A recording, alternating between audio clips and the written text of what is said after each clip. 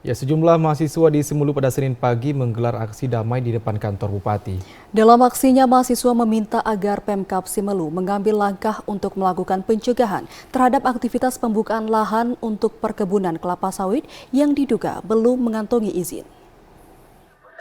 Mahasiswa yang menamakan diri Cipayung Simelu pada Senin pagi melakukan aksi damai di depan kantor Bupati Simelu. Dalam aksinya, mahasiswa menyampaikan orasi kepada pemerintah Kabupaten Simelu agar bisa mengambil langkah untuk mencegah terhadap aktivitas pembukaan lahan yang diduga belum mengantongi izin. Koordinator aksi Aldi menyampaikan beberapa tuntutan mahasiswa kepada pemerintah daerah Simelu untuk mengambil langkah terhadap perusahaan yang beroperasi membuka lahan di Simelu. Pihaknya khawatir aktivitas pembukaan lahan yang saat ini dilakukan bisa merambat ke sejumlah wilayah yang ada di Kabupaten Simelu.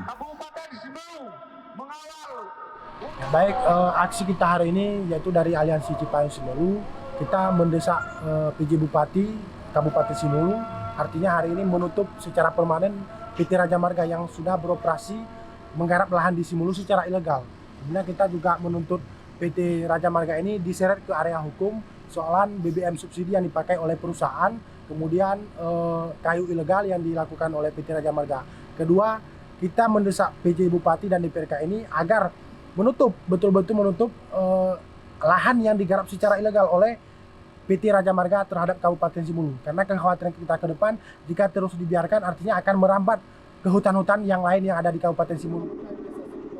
Aksi damai ini turut mendapatkan pengamanan dari pihak kepolisian dan Satpol PP Simelu untuk menjaga ketertiban selama mereka menjalankan aksinya.